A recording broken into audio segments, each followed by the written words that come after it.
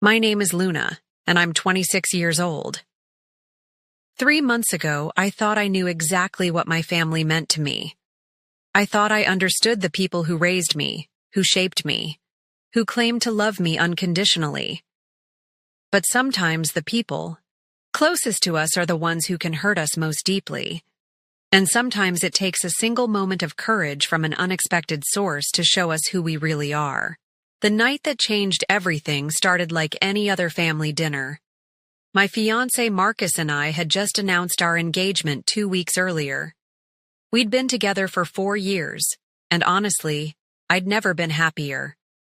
Marcus wasn't what my mother would call traditionally successful. He was a social worker who spent his days helping at-risk teenagers find their way. He drove a 10-year-old Honda, lived in a modest apartment, and wore thrift store clothes with pride. But he had something I'd never experienced before in any relationship: genuine kindness. When Marcus looked at me, he saw someone worth protecting, worth celebrating, worth building a life with. When he spoke to me, he listened like my words actually mattered. He remembered small details about my dreams, my fears, my favorite books. He made me feel like the most important person in the world, not because of what I could do for him, but simply because of who I was. My mother, Patricia, had other ideas about what I deserved. She'd spent my entire life crafting an image of the perfect daughter who would marry the perfect man with the perfect bank account. In her mind, love was transactional. Marriage was a business deal. Happiness was secondary to status. The engagement dinner was supposed to be a celebration. My parents had invited Marcus's family, my siblings, and extended relatives to our family's formal dining room. Mom had spent weeks planning the menu, selecting the china, and coordinating outfits. Everything had to be perfect for her Instagram photos and neighborhood gossip sessions.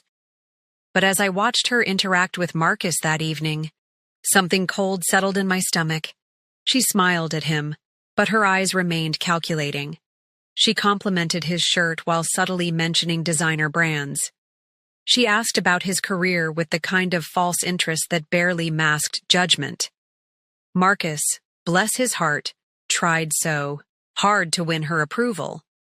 He brought flowers for her and my grandmother. He offered to help serve dinner. He engaged my father in conversation about sports, politics, anything that might create connection. He was nervous, I could tell, but he was trying. If you are watching this right now, drop a comment letting me know where you are viewing from. Before I tell you about this life-changing decision, hit like and subscribe to hear more real stories about family loyalty and betrayal that might just change how you see your own relationships. The evening seemed to be going well until dessert was served. That's when my mother's mask finally slipped. She'd been drinking wine throughout dinner, and her inhibitions were lowering with each glass. Marcus was telling a story about one of his students who'd just gotten accepted to college despite incredible odds. His face lit up as he described how proud he felt watching this kid overcome addiction, homelessness, and family trauma to achieve his dreams. "That's very noble," my mother said, her voice dripping with condescension. "But don't you think it's time to consider something more practical? More financially secure?" The table went quiet. Marcus looked confused, like he wasn't sure if he'd heard correctly. My father cleared his throat uncomfortably. My younger brother David stared at his plate. My sister Jennifer raised her eyebrows but said nothing. "I'm sorry, Mrs. Coleman. I'm not sure I understand," Marcus said politely. That's when my mother delivered the blow that would change everything. She set down her wine glass, looked directly at my fiancé and said, "Luna deserves better than this. She deserves security, stability, a future. You're a nice enough young man, but you can't provide what she needs. I think it would be best if you left." The silence that followed was deafening. I felt like I was watching the scene from outside my body. This couldn't be happening. My mother hadn't just insulted my fiancé in front of our entire family. She hadn't just dismissed the man I loved like he was nothing, but she had. And what happened next would reveal the true character of every person sitting at that table, including myself. To understand why that moment cut so deep, you need to know about my family dynamics. The Coleman family operated like a small corporation with my mother as CEO and everyone else as reluctant employees. Image was everything. Status was paramount. Love was conditional on performance. My father, Robert, was a successful insurance executive who'd spent 40 years climbing the corporate ladder. He was the kind of man who measured success in square footage and luxury car payments. He'd provided well for our family materially, but emotionally, he was mostly absent. When he was present, he deferred to my mother on all family decisions. "Whatever makes your mother happy," was his standard response to any conflict. My mother, Patricia, had built her identity around being the perfect wife and mother. She volunteered at the country club, organized charity galas, and maintained a flawless social media presence. She measured her worth through our achievements and her ability to showcase them. My accomplishments were her trophies. My relationships were her reputation. My younger siblings had learned to navigate this system differently than I had. David, 23, was the golden child. He'd graduated from business school and immediately landed a job at a prestigious consulting firm. He drove a BMW, wore expensive suits, and dated a lawyer from a wealthy family. In my mother's eyes, David had figured out the game perfectly. Jennifer, 21, had rebelled by becoming aggressively average. She worked as a bank teller, lived with 2 roommates, and seemed determined to disappoint our parents through sheer ordinariness. She'd learned that if she kept expectations low, she could avoid the pressure that came with being the perfect daughter. Then there was me, the oldest, caught between rebellion and compliance. I'd gotten my master's degree in psychology and worked as a therapist at a community mental health center. I made decent money, but nothing spectacular. I drove a reliable car, but nothing flashy. I dated good men who weren't necessarily rich men. For years, I'd tried to balance pleasing my parents with following my own path. I thought I could have both authenticity and approval. I was wrong. The one person in our family who saw through all the pretense was my grandmother, Rose. My father's mother was 82 years old and sharp as a blade. She'd lived through the Great Depression, World War II, and decades of family drama. She had no patience for superficiality or social climbing. Grandma Rose had been widowed 15 years earlier and lived in a small apartment across town. She was fiercely independent, brutally honest, and deeply loving in ways that had nothing to do with material success. She measured people by their character, their kindness, their ability to stand up when life knocked them down. She'd met Marcus several times before the engagement dinner, and I could tell she approved of him. She appreciated his genuine interest. In her stories about the old days, she respected his work with troubled teenagers. She saw in him the kind of man her generation valued, someone who worked hard, treated people well, and stood by his commitments. But Grandma Rose also saw things about our family that the rest of us pretended not to notice. She'd watched my mother's controlling behavior escalate over the years. She'd seen how my father enabled it through his silence. She'd observed how my siblings and I had learned to perform rather than simply exist. On the day of the engagement dinner, Grandma Rose had arrived early. She'd helped set the table and chatted with Marcus while my mother fussed with final preparations. I'd caught her watching the interactions carefully, like she was studying for an exam. "That boy loves you," she'd whispered to me while we were arranging flowers. "Real love, not the kind your mother thinks you need." "What do you mean?" I'd asked. "Some people love what you can do for them," she said. "Others love who you are. Marcus loves who you are." I thought about her words throughout dinner, especially when I saw how hard Marcus was trying to impress my parents. He was nervous, yes, but not because he was afraid of losing me. He was nervous because he wanted my family to see what he saw in me, to understand why he'd chosen me, to welcome him into something he hoped would become his family too. Have any of you watching this ever brought someone home to meet your family, knowing they might not approve? Let me know in the comments how you handled that situation. My mother's cruel dismissal wasn't just an attack on Marcus. It was a declaration of war against my right to choose my own path. The moment my mother told Marcus to leave, I felt something snap inside me. Not just anger, though I was furious. Something deeper. Like a chain I didn't even know I was wearing had suddenly broken. "Excuse me?" I said, my voice barely controlled. "What did you just say to my fiancé?" My mother straightened in her chair, clearly expecting me to fall in line like I always had. "Luna, sweetheart, you know I only want what's best for you. This man cannot provide the life you deserve." "And what life do I deserve, Mother?" The words came out sharper than I intended. Marcus reached for my hand under the table. His touch was gentle, but I could feel the tension in his fingers. This man who worked with gang members and drug addicts, who'd faced down angry parents and hostile administrators, was shaking at my family's dinner table. "A life of security," my mother continued, oblivious to the storm building around her. "A life of respect. A husband who can take care of you properly." "Like Dad took care of you?" The question slipped out before I could stop it. My father's face went rigid. Jennifer's eyes widened. David suddenly became very interested in his dessert. But my grandmother, Grandma Rose, leaned forward slightly, watching everything with sharp eyes.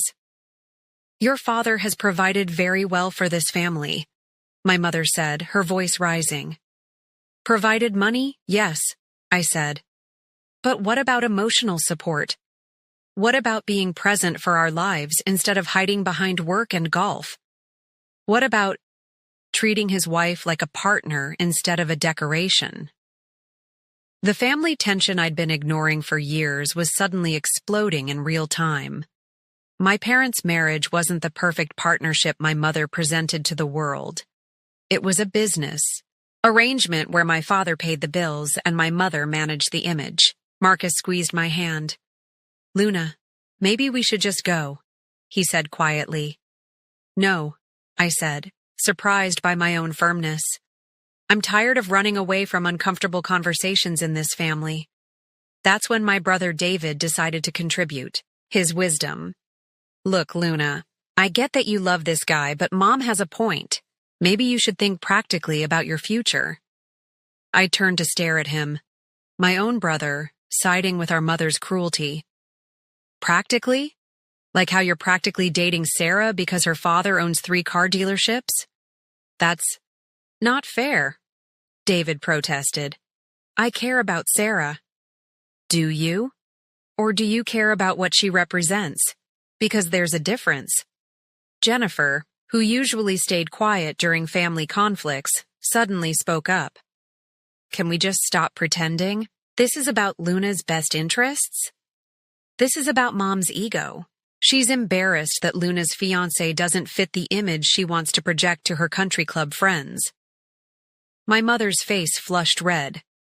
"That is completely unfair, Jennifer. I have sacrificed everything for this family's well-being." "Sacrificed? What, exactly?" I asked. "Your authenticity? Your ability to love people for who they are instead of what they own?" The conversation was spiraling into territory we'd never explored as a family.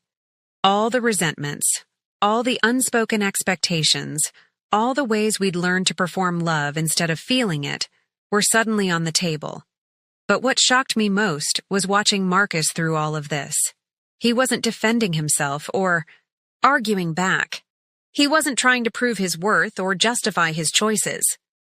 He was simply sitting there, holding my hand, letting me fight my own battles while making it clear he wasn't going anywhere.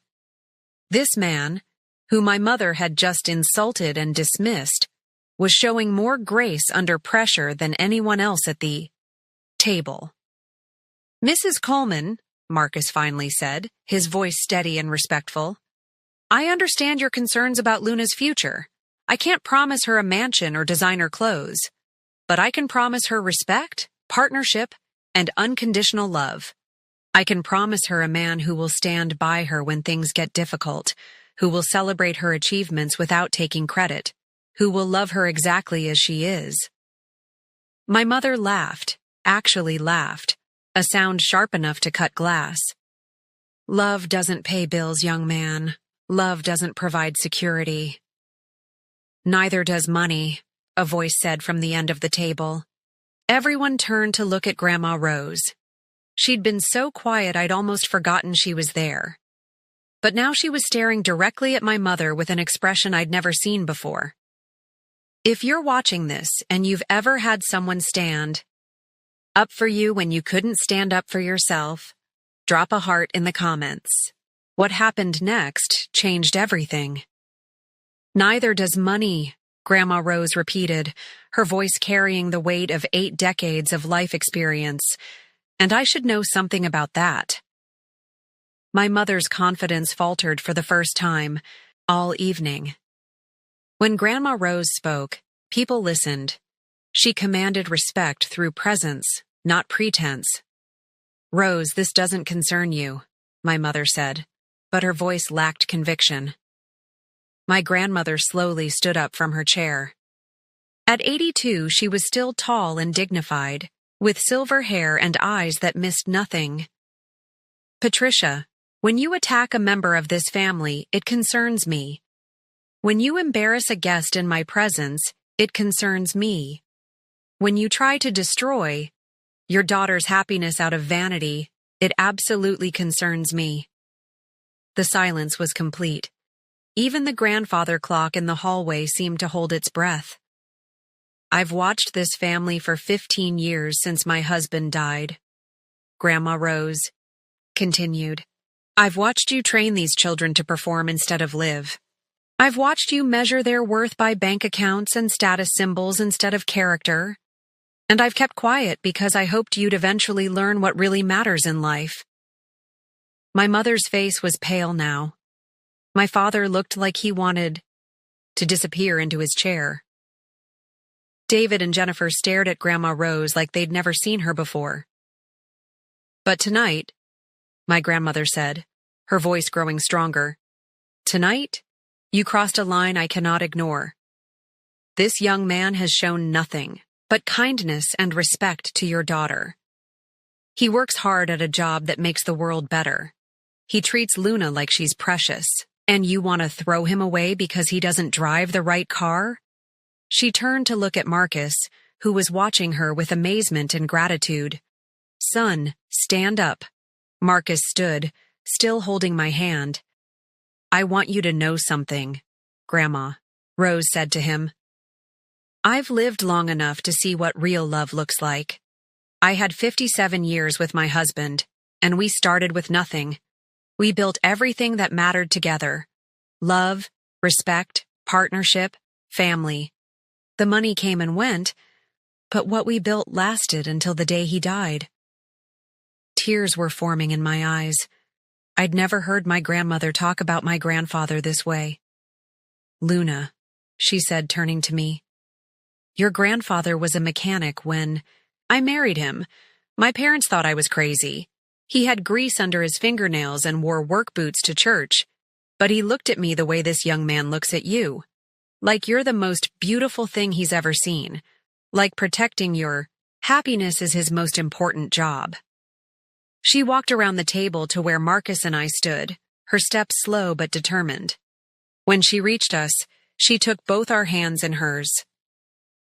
"Marriage isn't about money," she said, looking directly at my mother. "It's about finding someone who sees your soul and chooses to love it every single day. It's about building something together that's bigger than either of you alone. It's about creating a safe place in an uncertain world." My mother finally found her voice. "Rose, you don't understand the pressures Luna will face, the expectations. the lifestyle she's accustomed to. The lifestyle you created for her, my grandmother corrected sharply. The expectations you placed on her. Luna is 26 years old, Patricia. She's educated, capable, and strong. She doesn't need someone to take care of her. She needs someone to love her. She turned back to Marcus. Son, I want to ask you something, and I want an honest answer. Marcus nodded, his voice thick with emotion. Yes, ma'am. If Luna lost her job tomorrow, if she got sick, if she made a mistake that cost your family money, would you still love her? Yes, Marcus said without hesitation. Absolutely yes. If she decided to change careers, to move across the country, to adopt children instead of having them, would you support her choices? Yes. If her family continues to treat you badly, if they never accept you, if you have to choose between their approval and her happiness, what would you choose? Marcus looked at me, then back at my grandmother. I'd choose her happiness every time, even if it meant losing everything else. Grandma Rose smiled, the first genuine smile I'd seen all evening. Then you have my blessing and my protection. She turned to my mother one final time. Patricia, you can choose to be part of your daughter's joy, or you can choose your pride. But you cannot choose both. The confrontation everyone had been avoiding for years was finally happening, and it was beautiful. What happened in the next few minutes felt like watching dominoes fall in slow motion. My mother sat frozen, her carefully constructed world cracking around her. My father cleared his throat several times but said nothing substantial. David mumbled something about understanding everyone's perspective, which helped no one. But Jennifer surprised everyone by standing up and walking over to hug Marcus. Welcome to the family, she said simply. I'm sorry it took so long. That gesture broke something open in me. My sister, who I'd always seen as passive and checked out, had chosen her moment to show courage. It reminded me that we all cope with family dysfunction differently, but we can still choose love when it matters most. Marcus and I left shortly after Grandma Rose's speech. We needed air, space, and time to process what had just happened. We walked to a nearby park and sat on a bench under the streetlights, holding hands in the quiet darkness. I'm sorry, I said. I'm so sorry she said those things to you. Don't apologize for her choices, Marcus replied, but I do need to know something. Are you okay with this? With the possibility that your family might not come around? It was the question I'd been dreading and avoiding. Could I choose Marcus over my family's approval? Could I build a life that my mother might never celebrate? Could I be happy without the validation I'd spent 26 years seeking? I'm okay with it, I said, surprised by how certain I felt. I'm more than okay with it. I'm ready for it. The next few months were challenging in ways I hadn't expected. My mother went into full manipulation mode, alternating between guilt trips and silent treatment. She'd call me crying about how I was breaking her heart, then ignore me for weeks. When emotional manipulation didn't work, my father tried to play peacemaker, suggesting family counseling and compromise solutions that would make everyone happy. But some situations don't have neat compromises. Sometimes you have to choose your values over your comfort. David remained frustratingly neutral, claiming he understood both sides while supporting neither. But Jennifer surprised me by calling regularly to check in and offering practical support for wedding planning. The most unexpected development was my growing relationship with Grandma Rose. She became my anchor during the difficult months, reminding me that choosing authentic love over performed happiness was always the right choice, even when it was hard. Your mother will either grow or she won't, Grandma Rose told me one afternoon over tea. But you can't sacrifice your life waiting for her to become someone she might never choose to be. Marcus and I got married 8 months later in a small ceremony at the community center where he worked. Grandma Rose walked me down the aisle because my father couldn't commit to attending if it upset my mother too much. Jennifer was my maid of honor. About half our invited family showed up, but the people who came were there for the right reasons. My mother didn't attend. She claimed she was sick, but we all knew the truth. She was making a statement about her disapproval. It hurt, but it also clarified things in a way that felt almost relieving. 1 year later, as I write this, my life looks completely different than I thought it would. Marcus and I are happy in ways I didn't know were possible. We bought a small house with a garden. I started a private therapy practice focused on helping people navigate difficult family relationships. Marcus got promoted to program director at his nonprofit. My relationship with my mother remains complicated. We talk occasionally, usually about surface-level topics. She's civil to Marcus now, but not warm. I've accepted that this might be as close as we get to resolution, and I'm okay with that. But the most beautiful development has been watching other family relationships transform. Jennifer started dating a teacher she met at a literacy program. He's kind, passionate about education, and drives a 15-year-old truck. My mother disapproves, but Jennifer doesn't seem to care anymore. David is still dating Sarah, but he's been asking different questions about what he wants from life. Sometimes the biggest gift we can give our siblings is permission to choose authenticity over approval. Have any of you had to choose between family approval and personal happiness? I'd love to hear your stories in the comments.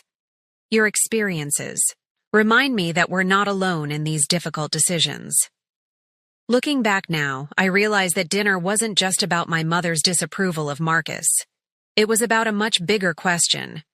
Do we live our lives to please other people? Or do we live them to honor our own values and happiness? For 26 years, I'd been living in the space between those two choices, trying to have both family approval and personal authenticity. That night taught me that sometimes those things are mutually exclusive, and that's okay. Sometimes choosing yourself means disappointing people you love. Sometimes protecting your happiness means setting boundaries that feel uncomfortable. But the most important lesson came from watching my grandmother that night. Grandma Rose showed me what real love looks like in action. She didn't just tell me she supported my choices. She stood up and defended them when it mattered most. She risked her own family relationships to protect mine. That's the kind of love I want to build my life around. Marcus and I have been married for 1 year and 4 months now, and I can honestly say I've never been happier. Not because our life is perfect, but because it's authentically ours. We make decisions based on our values, not other people's expectations. We celebrate achievements that matter to us, not achievements that impress others. We've built something real together. Our marriage has challenged me to grow in ways I never expected. When you're with someone who loves you unconditionally, you start to see yourself more clearly. You stop performing and start simply being. You discover parts of yourself that were buried under years of trying to please everyone else. I've also learned that family relationships can evolve, but only if everyone is willing to do the work. My relationship with my mother is slowly improving, mainly because I stopped trying to earn her approval and started simply living my life. When I stopped needing her validation, she started offering more genuine support. My father and I have developed a stronger relationship now that we're both adults navigating the same family dynamics. He started setting some boundaries with my mother too, which has been good for their marriage. Jennifer and I are closer than we've ever been. Watching me choose authenticity over approval gave her permission to do the same. She's happier, more confident, and building relationships based on genuine connection rather than family expectations. But the relationship that means most to me is the one with Grandma Rose. She's become not just my grandmother, but my mentor and friend. She teaches me what it means to age gracefully, to love without conditions, to speak truth even when it's difficult. Spending time with her reminds me what really matters in life. The community center where Marcus works has become like a second family to us. We volunteer there together, hosting workshops for teenagers about healthy relationships and conflict resolution. It's rewarding work that allows us to give back while building something meaningful together. I want to share something important with everyone watching this. If you're in a relationship where you feel loved for who you are, not what you can provide or how you make someone else look, protect that relationship. Don't let other people's expectations or judgments poison something beautiful. And if you're struggling with family members who can't accept your choices, remember that you don't need anyone's permission to live your own life. You can love people and still refuse to let them control your happiness. You can honor your family while still honoring yourself. The engagement dinner that started as my nightmare became the catalyst for the most authentic, joyful period of my life. Sometimes the worst moments become the doorways to our best selves. If this story resonated with you, please share it with someone who might need to hear it. Drop a comment telling me about a time when you had to choose between approval and authenticity. What did you choose, and how did it work out? Your stories help build a community where people feel less alone in these difficult decisions. And if you're facing a situation where you need to set boundaries with family members, remember that you're not responsible for managing other people's emotions. You're only responsible for living your life with integrity and kindness. Before you go, please hit that like button if this story helped you think about your own relationships differently. Subscribe for more real stories about family, love, and finding the courage to choose happiness over approval. Thank you for listening to my story. Thank you for being part of this community where we can share our truth without judgment. And remember, you deserve love that celebrates who you are, not who someone else wants you to be.